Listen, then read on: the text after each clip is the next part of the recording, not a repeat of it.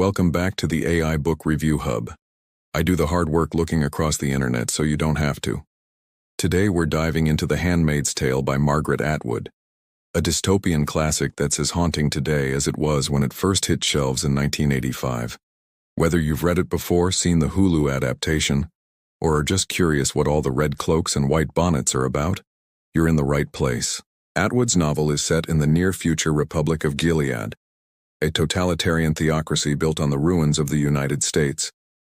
Environmental collapse and plummeting birth rates have paved the way for a brutal regime where power is concentrated in the hands of a religious elite, and women are systematically stripped of their rights.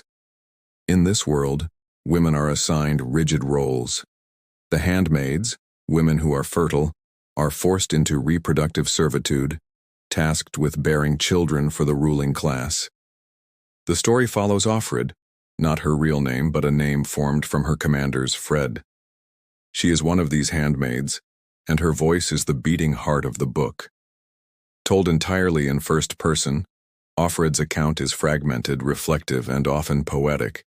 She recounts her current life under surveillance, forbidden from reading or speaking freely, from owning property or controlling her body. But her mind remains her own.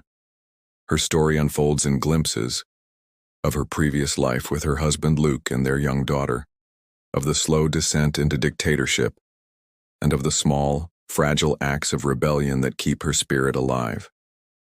What makes this novel so compelling is the balance between horror and hope. Offred's memories of the past are interwoven with the terrifying rigidity of the present.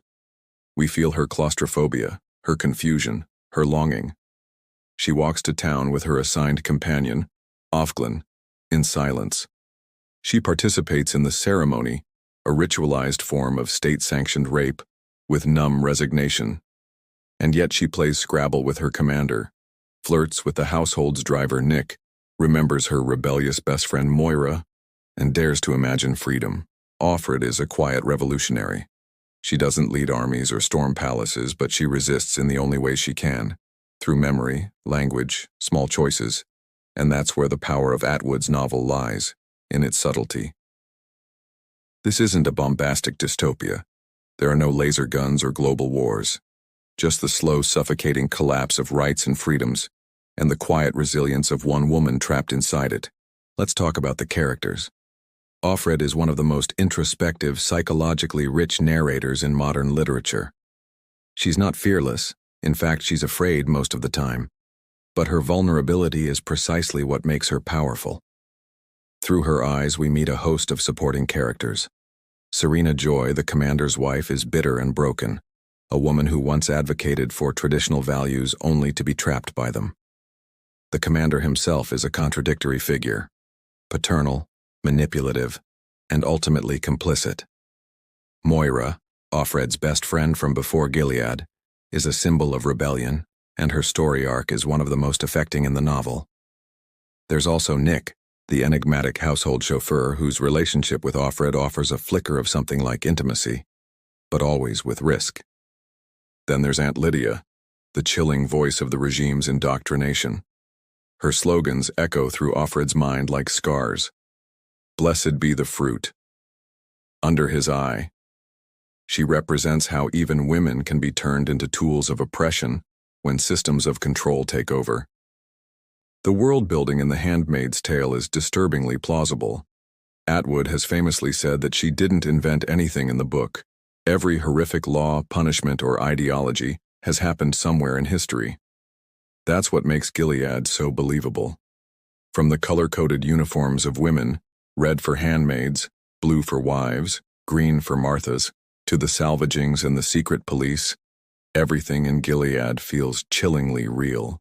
In terms of genre, this is classic dystopian fiction, but with a strong feminist lens. It joins the ranks of Orwell's 1984, Huxley's Brave New World, and Bradbury's Fahrenheit 451, but with a distinct focus on gender, power, and bodily autonomy. It's also literary fiction, filled with metaphor and lyrical prose, and part of a larger tradition of feminist speculative fiction, alongside the works of Ursula K. Le Guin and Octavia Butler. Atwood's writing style is dense with meaning but never overwrought. She writes with clarity, restraint, and poetic precision. Her use of first-person narration brings you uncomfortably close to Offred's psyche.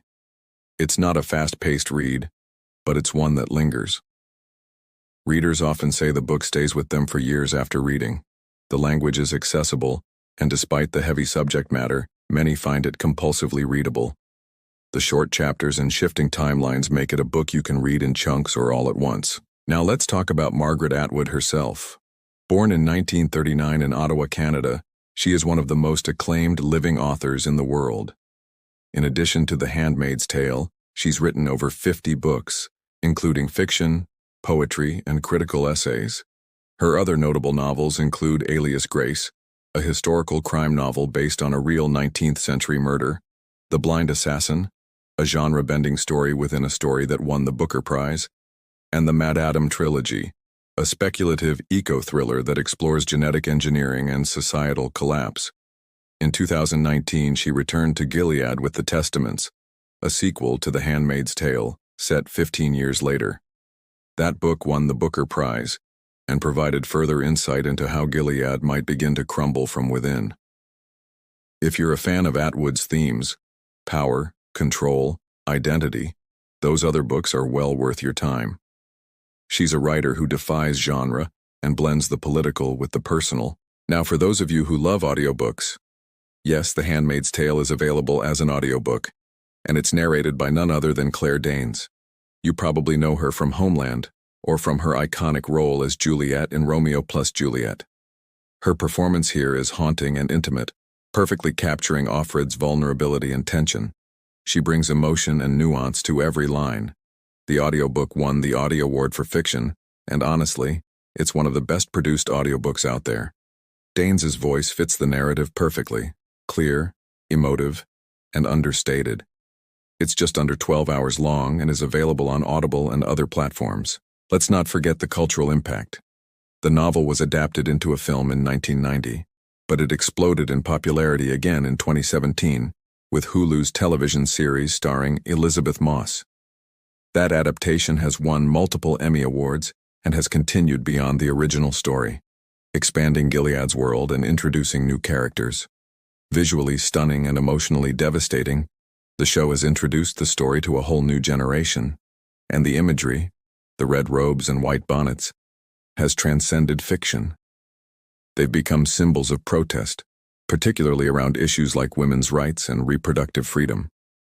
Protesters have worn handmade outfits to marches, courtrooms, and legislative sessions.